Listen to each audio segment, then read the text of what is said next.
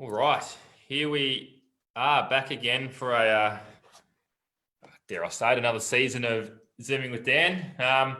We took a few weeks off and I was certainly hoping to do a few things with my Thursday nights, but we all know that plan clearly didn't really happen. So really excited to be back for another round of conversations with really great, inspirational and important people in the M&D space. Tonight, thrilled to have with me David Lamperd. For those of you who don't know David, he is a very important man in the M&D space. I've mentioned that to him many times, and I think he really likes me constantly telling him that. David is the president of M&D Victoria and M&D Australia at the moment. He's clearly got a wealth of knowledge in the M&D space, and he's a great asset to both organisations. So I will let David talk a lot more about what these roles entail. But for now, I might pass over to David to talk a little bit about himself and why he is involved in the M&D community and what his two significant roles at M&D Victoria and M&D Australia entail. So hello, David. G'day, Daniel. And I guess this is only going for 5 minutes, is it? Oh, mate, I'm really concerned about the negativity around this. People are going to be tuning from all over Australia watching you. Yeah, there might be my wife and your wife, and that's probably about it, though, Daniel. But look, no, thank you. And look, I'm quite honoured to be part of your Zooming with Dan, and I've really enjoyed watching it over the months. I think it's a fantastic initiative that you brought in, and it really is one of those positive things that have come out of this terrible crisis. So thank you. And also congratulations to you on your new role as well, mate, Manager of Supported Development. That's fantastic. So congratulations. Thank you. I will let you keep talking. This is good. Keep going. The time run out yet? Now, my connection to M&D started about 23 years ago, and we were living in Sydney at the time, and we'd often drive down, Margie and I and the kids drive down to Queanbeyan, a town called Queanbeyan, beautiful town, just near Canberra, and we'd visit Margie's parents, Cam and Shirley Edwards. Cam was about 60 years old at that time, and he had some personal motor functioning issues, but couldn't understand what was going on. And anyway, towards the end of the weekend, before we returned to Sydney, he pulled me aside and said, "Look, David, my neurologist has just diagnosed me with MND." And I said, "Oh, gee, I've never heard of it." He said, "No, neither did I." But he asked me, he said, "Look, I can't bring myself around to telling Margie, my wife, his daughter, could you do it for me?" I said, "Yeah, sure, can."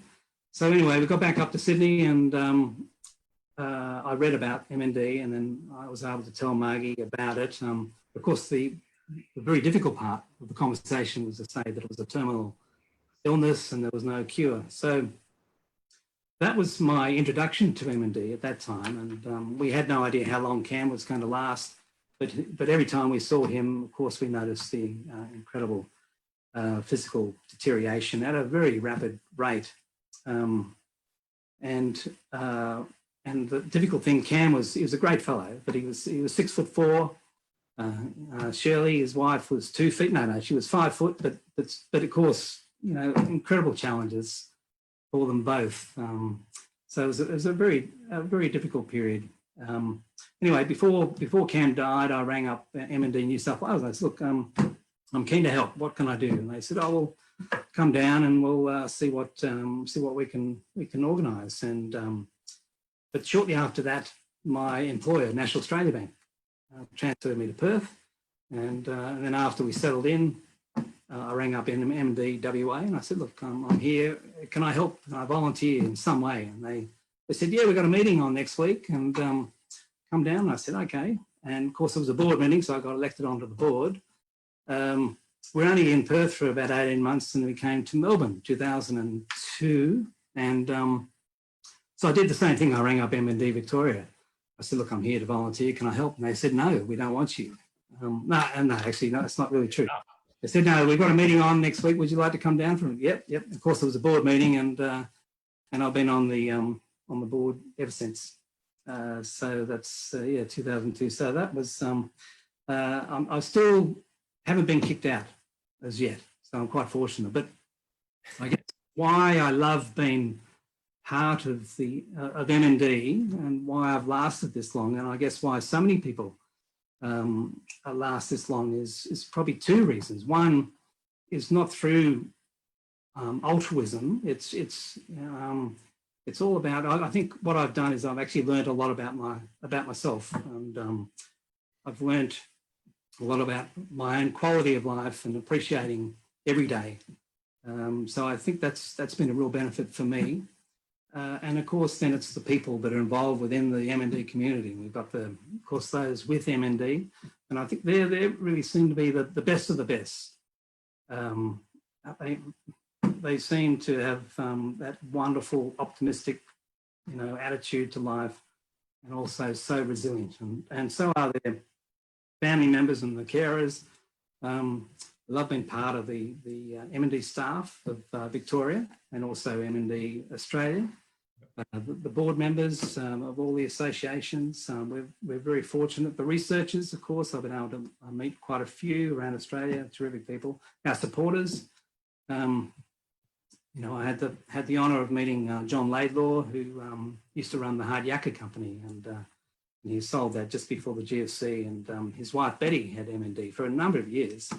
And they were so generous to MND Research, MND Research Australia and Fight MND, just terrific people, just really down to earth. Unfortunately, both died recently. Chris Hall from Geelong, he donates whatever he can to MND Victoria, and he's still confined to a wheelchair. Peter Simcoe, who's organised these terrific functions. He's Rock Off MND to honour his wife, Jenny. And he raised so much money this year and wasn't able to run the function. So quite extraordinary. And also those who organised the Super Bowl to honour Mick Roger from Benalla. It's just, when you look at all those individuals that are part of the MND community, it really sort of makes you quite positive about humanity and how we all work together. Yeah, and that passion really comes out, and from where I sit, it's really, really nice to see you at a number of events throughout the year, and you do attend many fundraising events and do your own fundraisers, which we might touch on a little bit later. And you're always front and center, and you're always up for a chat. And I think from a staffing point of view, it's a really, really nice relationship that we can all have with you. As I said, very important person. Oh, that's very kind. That's very kind. Thank you, Danny. So outside of the MND world, I know you're incredibly busy, and you touched on a little bit about the finance background you have, and I know you're a bit of an adventure seeker, and you love your travel and whatnot. So how about you talk about what you do love outside of the work you do in the MND space?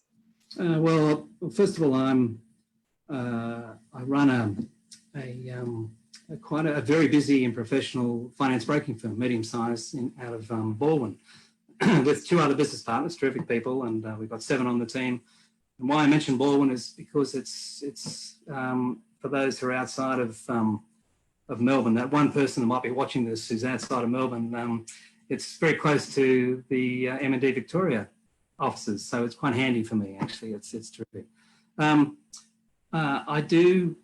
I've got a lovely family, Margie, of course, and 3 beautiful kids, and they're even more beautiful because they're not in the house anymore. No, that's not true, but that's not right. But no, we get on very well. We actually meet up every Sunday night on Zoom, notwithstanding these current restrictions, so that's lovely. But I also try and make time to keep fit, relax as much as I can, if I can. And of course, probably one of the reasons why I'm such a positive person is because I follow the Roosters, and the Roosters are a rugby league team, as you quite well know, Daniel, and they always win. So I certainly enjoy that aspect of life, and I think it's very important. And of course, having all said that, they play the Storm in about half an hour's time, so that you know, may be quite incorrect, but we'll see. But that's my life, I guess. My background though, Dad was in the Navy, and we travelled around a lot. He married a Melbourne girl, and we travelled a lot around Australia, overseas, quite a few times. I went to 13 schools, so I think that probably helped with my resilience. But it also, and then I joined the bank, National Australia Bank, and had a job every couple of years, which I thoroughly enjoyed. And that really helped to produce some terrific friendships along the way. Beautiful, very busy life you live and very exciting life. Let's drill down a little bit more into the M&D Victoria space. And as you mentioned, you've been a part of the organisation for a long, long time now, with various state council roles. So how about you talk me through a little bit about what M&D Victoria's state council is all about, and then on a bit of a higher level, talk through the work that M&D Victoria does and how you see it from a board level and the changes that have occurred over the last decade or even longer. Have you got an easier question? No. Oh, okay. Well, I guess when we talk about MND Victoria, it's all about achieving, or our board, our state council, what we call it, it's about achieving our mission. And that's all about providing and supporting and promoting the very best possible care and support for those with MND. So our focus is obviously providing the best governance and make sure that correct governance is in place with MND Victoria, that our finances are satisfactory, very important. And we discuss new policies, we discuss new initiatives. Really, whatever it is, it's all about coming back down to that mission. That mission really drives us. And of course, our constitution, we've got to uphold our constitution. One of the things that the constitution says that our board must, because our state council must have, well, we've got 12 members, but 50% at least must have some sort of connection to M&D, which is lovely. We're very fortunate to have Duncan Bailey, who has MND, and he's supported by his lovely wife, Kat, who's our vice president. And all of us are so different. We come from very different backgrounds, very diverse, different thinking processes. However, it really just comes down to that mission, looking what's best, providing the best possible care and support for those with MND. So therefore, decision making is quite relatively painless anyway. So council meetings are terrific; they're very enjoyable. And we have Kate Johnson, who's our CEO, Joe Whitehouse, the manager of support services.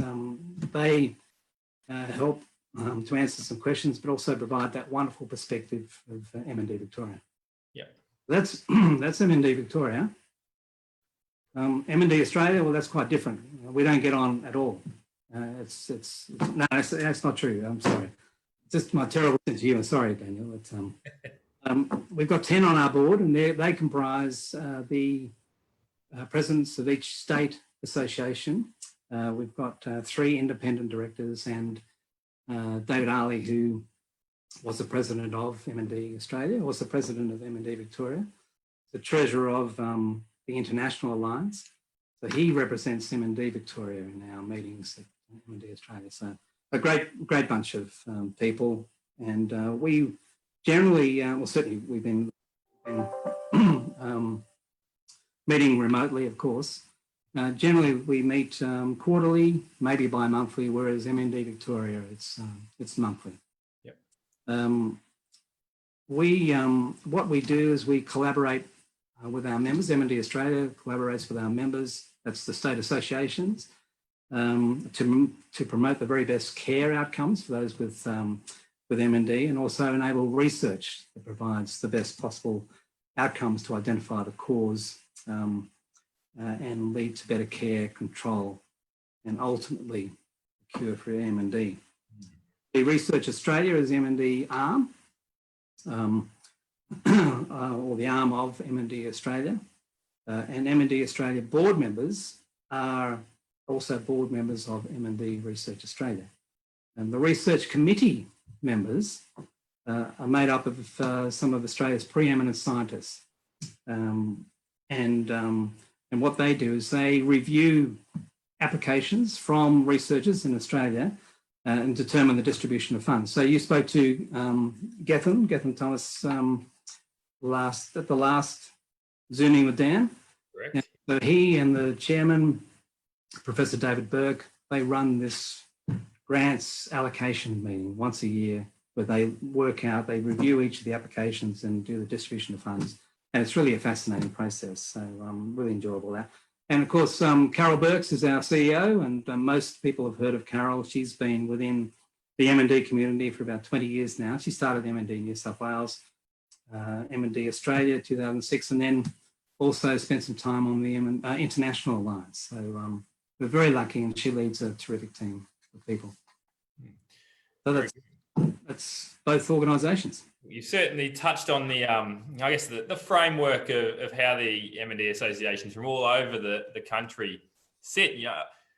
To simplify it, every state does have their own body. M&D Victoria, M&D New South Australia. We were at the point with M&D Australia up the top there, and I know you really wanted to touch on another organisation that we do have a really good relationship with, and one that don't sit in our framework because we are completely separate organisations. But Fight MND, who I'm sure everyone watching will know all about Fight MND and Neil Danaher and the incredible job they've done over the past few years in raising a significant amount of funds for research into hopefully a cure one day.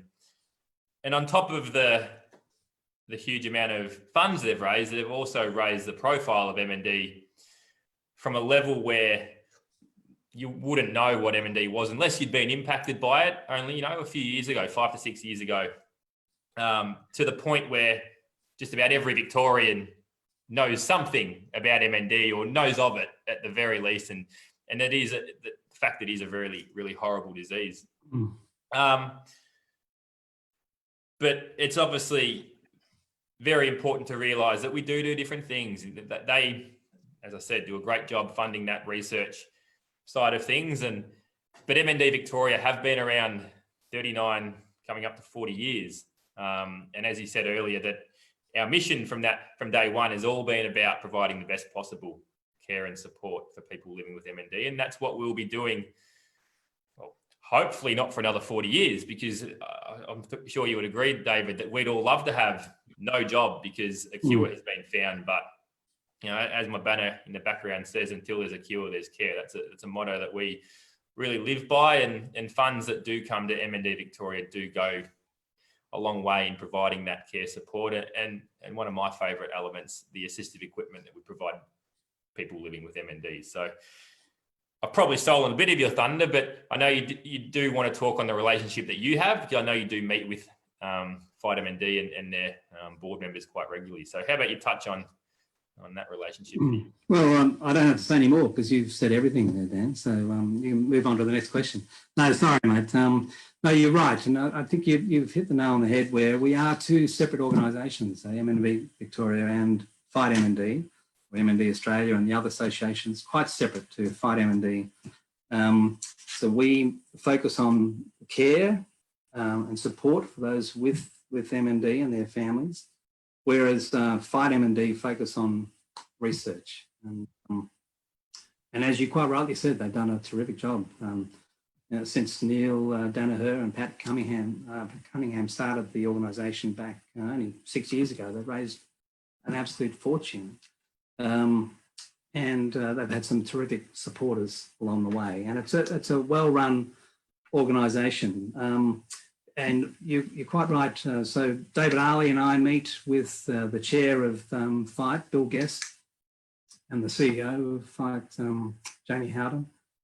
We try and meet fairly regularly, and we have a mutual respect, and that's really bringing about some very, very good benefits. Just before the end of the last financial year, To Mnd provided all the state associations with $2 million worth of grants for equipment. M&D Australia, particularly Carol Burks, organised that, facilitated that, coordinated with Jamie Howden, and it was quite very warmly received because of this current COVID-19 restrictions on fundraising activities. So I think also importantly too, Daniel, Beck Sheehan from Fight M&D and Gethin Thomas have been working very closely together on organising a joint summit of research, and that's really quite exciting. That'll be later on this year, and that's going to really put in an extra oomph into research in Australia. That's it. Yeah, so a positive relationship. Very good, very good.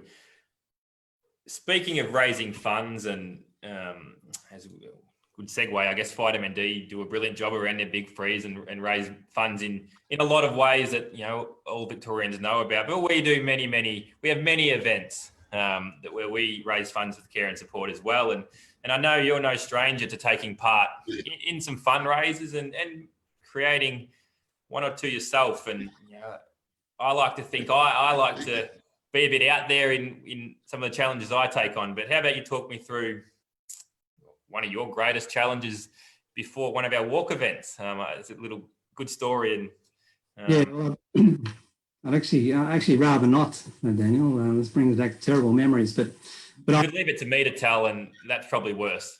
Yeah. Well, I'm a bit like you, where I like those adventure type stuff, and I really have taken a lot of interest in your Kokoda trips and Great Wall of China, and you did a track. Was it the track? Pinta. So that's fantastic. Anyway, 2014 it was. Andrew Marshall, who is a state council member, who I like very much. He was the vice president at that time, and then he asked me if I wanted to join him in this fundraising expedition, which is walking around Princes Park in Carlton for 24 hours. Now, I said no. I said, that's stupid. And then he said, well, we're going to raise some money for M&D. And I said, oh, okay. And then from that moment on, I disliked him. I thought he was a terrible fellow because it was an awful, awful thing to do. Actually, it started off really quite well. So it started at 10 a.m. on the Saturday, and then it was to finish at 10 a.m. on the Sunday. And that was the start of the walk to defeat M&D. And so, in fact, it was the 10-year celebration, anniversary of the walk. So very exciting. So anyway, there was 4 of us. He can only get 4 people, including himself, to do this. It was the most stupidest and silliest thing I've ever done in my life. And so it started at 10 a.m., sun was out, and it was really quite pleasant. We walk 4 laps of this 3.8 kilometre route, and then we stop, and then we turn around and do 4 laps the other direction, just so we didn't get dizzy. Anyway, that went quite well until 6 p.m. And 6 p.m, the heavens opened, and it rained. No, actually, it didn't rain. It poured, and it wasn't Melbourne rain at all. It was North Queensland rain. It was terrible. It was miserable. So I always remember at 2 o'clock in the morning on the Sunday, one of our wives came out of the gloom and with 4 cups of 7-Eleven coffee, and it was the best coffee I've ever had in my life. And that sort of spurred me on. Rod Harris came down. He came down 5 minutes to 10 and walked with us for about 20 metres. No, actually, that's not true. He actually came down about 4 o'clock, 5 o'clock in the morning, and it was still deluge. It was just still very, very wet. So he couldn't understand why we were walking so slowly. But anyway, so he did very well. But that was an event where we did raise some good funds, but it will not be repeated. It's enough of you. There's a lot of whinging, David. How many funds? What funds did you raise? Give me a dollar. I think Andrew Marshall will have to correct me, but it was towards the 30,000 mark, which wasn't too bad for 4 fellows or silly people. Yeah. It's an incredible effort. $30,000. Yeah, that's a. You are, I think earn every dollar raised there. And if it's that easy to twist your arm to do an event just by saying we're raising funds for MND Victoria, I'll be certainly coming knocking in the near future. I'll remember that. Yeah. Obviously, we're going through very difficult times at the moment with the COVID-19 and raising funds. We've been very fortunate over the past 5 or 6 months with some very generous donors, and we had a very successful tax appeal, and we definitely thank all those that contributed to that. But I think the fundraising space will get a bit harder for obvious reasons over the next 12 to 18 months. But talk me through how you and the State Council view the work of MND Victoria and all our staff, and in particular our support services staff who are daily helping people with MND live better for longer through all the support they provide. Talk me through your views on the work being done. Quite simply, Daniel, it's the State Council have been so impressed with the way that Kate and her leadership team have really managed this whole process. And of course, there've been changes just about every day, it seems. But so we've got a lot of trust in how that has been led from the top. That could not happen without the ability of the staff to adapt and really adjust to these changes. So a lot of respect for everyone involved, because it has been a very, very difficult time for all. And I think I've touched on it a bit in previous Living with Dan conversations with relevant people, but it is quite remarkable from where I sit in the supported development team to see the adaptation of all our MND advisors in particular, who are now conducting all their meetings with people with MND via Zoom and various other online methods, and getting the job done, to the absolute best of their ability. And as I touched on earlier, the equipment service, equipment is still being delivered daily, to all corners of Victoria and Tasmania, even through these restrictions. So, it's I'm obviously very proud to be part of an organisation. It's been extraordinary. And of course, then the fundraising event, Australia Walks for MND. Australia Moves for MND, yep. Australia Moves for MND. Yeah. Now that was quite a success, and that showed you really, I think, a number of things. One is the ability for the states to work together, MND Australia supporting, and to have a function such as this, a national fundraising function, and to raise $221,000, first ever national fundraising function over social media. Just awesome. Amazing. And as we touched on, there are really no physical events in the near future on the horizon, but a lot of people watching and many people, a part of our community, will know all about our Walk to Defeat MND that we've hosted now for 15 years. And we really can't wait to share some news in the next week or two about the pivot that we've undertaken to create a whole new style campaign that will still mimic our Walk to Defeat MND, but will really encourage people from all over Victoria to take part in a virtual style event. But it'll be pretty special, and I'm biased, I know, but we're really excited to launch that in the coming weeks. So it's got nothing to do with walking around Princess Park, does it? No, but you might be a good poster boy to take that challenge on yourself. We'll chat that later. Wrong. Lastly, you've been with MND Victoria and MND Australia and in the MND world, so to speak, for a long time. Where do you think the future holds? Where do you see us all in 5, 10, 20 years? I think, I mean, well, first of all, it's really important that MND Australia and MND Victoria and the other state associations really push government so that it improves the NDIS scheme, which is fantastic. It works very well, but not if you're over 65, and you then have to end up in a queue with 120,000 others for not terribly appropriate sort of aged care services. So I know Carol Burks is doing a lot of work in that area in terms of advocacy, talking to politicians. So I think that's vital. That's really important, and certainly for the short term. Daniel, research is also very important, but it's also very exciting. And Gethin would have spoken, he did speak about the very exciting stuff that's been happening, the trials that have been happening with genetics. David Berlowitz here in Victoria doing the non-invasive ventilation. We've got there's about 80 drugs being trialled globally at the moment. So there's a lot of excitement in the research area, and I think that's I think it's going to be an exciting time over the next 12 months.